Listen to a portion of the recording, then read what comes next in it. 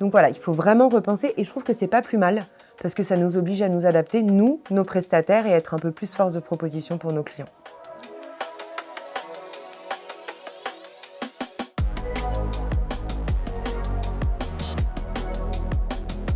Alors sincèrement, je pense que oui. Je pense que je repartirai dans l'entrepreneuriat, mais pas forcément dans l'événementiel.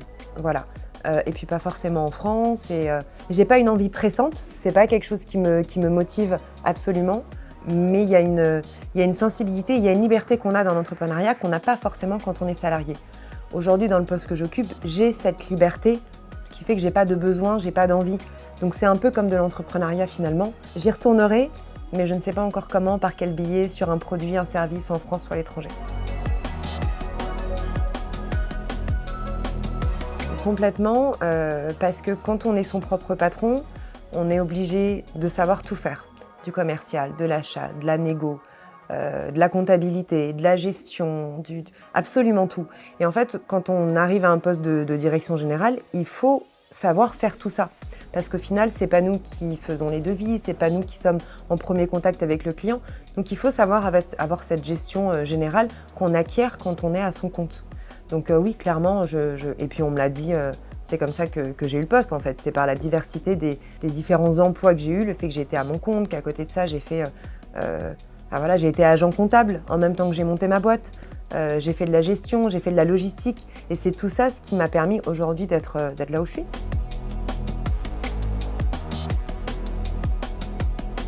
Il y a eu vraiment une vraie évolution, c'est qu'aujourd'hui, beaucoup d'événements sont Phigito. Phigito, je m'explique, c'est physique et en même temps digital.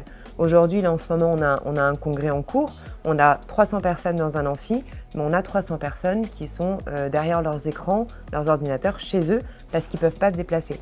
Donc, on a dû s'adapter à ce niveau-là. On a dû s'adapter aussi sur toute la partie restauration. Puisqu'en fait, pendant un moment, et c'est encore le cas aujourd'hui, on ne peut pas faire de restauration debout.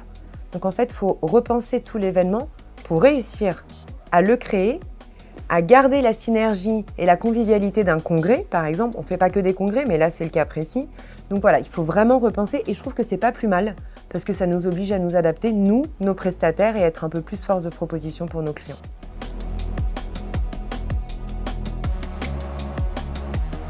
Alors, je dirais deux choses. La première, c'est qu'il ne faut pas avoir peur de se lancer.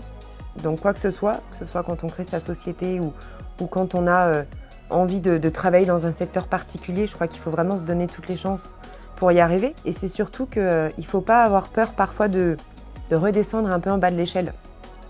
Quand on est sa propre patronne pendant 7 ans, qu'on a des stagiaires et qu'on recommence en bas de l'échelle en tant que chef de projet avec un salaire de base, on peut se dire « ouais, c'est pas cool, c'est compliqué ». Sauf qu'en fait, c'est des expériences comme ça qui permettent de grimper et d'apprendre. Et il ne faut pas avoir peur parfois de repartir de zéro, se remettre en question et avoir l'humilité de se dire « ok, c'est pas grave, je repars à zéro et ça m'apprendra pour la suite ».